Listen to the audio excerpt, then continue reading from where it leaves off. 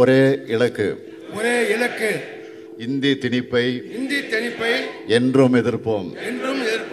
তামিল আর ইংরেজি 6 দশক ধরে এই দুই ভাষাই পড়ানো হয় তামিলনাড়ু স্কুলে।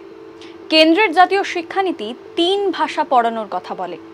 তামিলনাড়ুর মুখ্যমন্ত্রী তথা ডিএমকে প্রধান এমকে স্টালিনের দাবি 3 ভাষা নীতির আড়ালে হিন্দি চাপিয়ে দিতে চায় কেন্দ্র। কেন্দ্রীয় শিক্ষামন্ত্রী ধর্মেন্দ্র প্রধানের পাল্টা দাবি 3 ভাষা নীতি মানে হিন্দি চাপিয়ে দেওয়া নয়, রাজনীতি করছেন স্টালিন।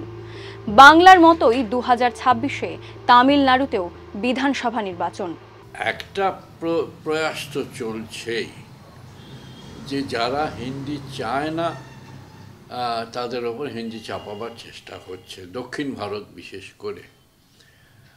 কেন চায় না? তাদের কি অপরাধ? চায় না এই কারণে যে সংবিধানে আছে দুটো সরকারি ভাষা, একটা হচ্ছে ইংরেজি আর একটা হচ্ছে দেবনাগরী অক্ষরে হিন্দি।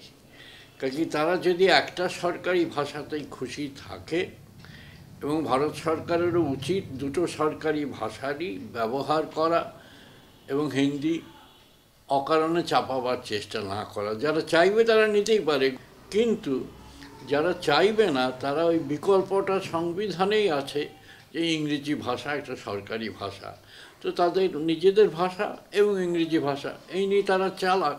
ভেরিকোজ ভেনের জটিলতা, আজই আপনার অ্যাপয়েন্টমেন্ট বুক করুন ভারতের 1 নম্বর ভেরিকোজ ভেন হাসপাতালে। অতীতে বারবার হিন্দি চাপিয়ে দেওয়ার বিরুদ্ধে উত্তাল হয়েছে দক্ষিণের রাজ্যটি। 1937 তখন মাদ্রাজ প্রেসিডেন্সি। তামিলনাড়ুর কংগ্রেস মন্ত্রী সি রাজা গোপালাচারী নির্দেশ দেন সব স্কুলে হিন্দি পড়ানো হোক। পেরিয়ার আন্নাদুরাইয়ের নেতৃত্বে শুরু হয় আত্মমর্যাদা আন্দোলন। হিন্দি চাপিয়ে দেওয়া আসলে তামিল জাতিসত্তার উপরে আক্রমণ, এটাই ছিল পেরিয়ার আন্নাদুরাইয়ের বক্তব্য। 1949 সালে আন্নাদুরাই ডিএমকে প্রতিষ্ঠা করবেন। ভাষা আন্দোলন থেকেই যে ডিএমকের উত্থান সেটা বললে বোধহয় ভুল হবে না।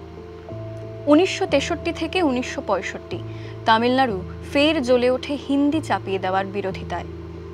65 সাফল্যের উপর ভর করেই 1967 সালের নির্বাচনে কংগ্রেসকে হারিয়ে দেয় ডিএমকে।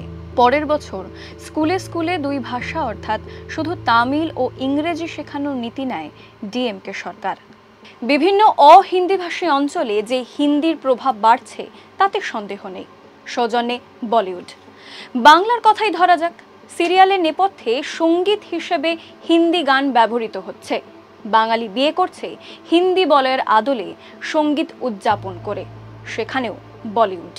সরাসরি হিন্দি চাপিয়ে না দিলেও তাই হিন্দির আধিপত্য বাড়ছে।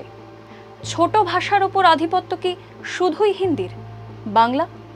অনেক গবেষকদের দাবি বাংলার দাপটে বিপন্ন পশ্চিমবঙ্গের বিভিন্ন আদিবাসী সম্প্রদায়ের ভাষা।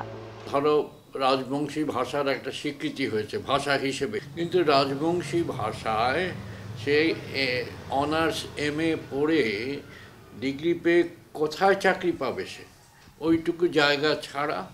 ফলে যেগুলো ছোট ভাষা, দুর্বল ভাষা, তাদের আরেকটা বড় ভাষার কাঁধে ভর করে চলতেই হবে। এটা হলো আসল কথা, জীবিকার জন্যে।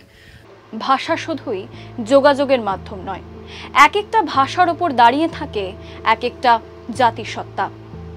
পেরিয়ার আন্নাদুরাই থেকে শুরু করে আজকের স্টালিন, সকলের দাবি হিন্দি চাপিয়ে দেওয়া তামিল জাতিসত্তার বিরুদ্ধে আক্রমণ।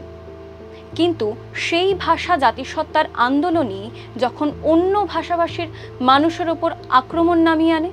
মুম্বাইয়ের রাজ ঠাকরের MNS-এর মারাঠি জাতিসত্তার আন্দোলনের কথা মনে আছে?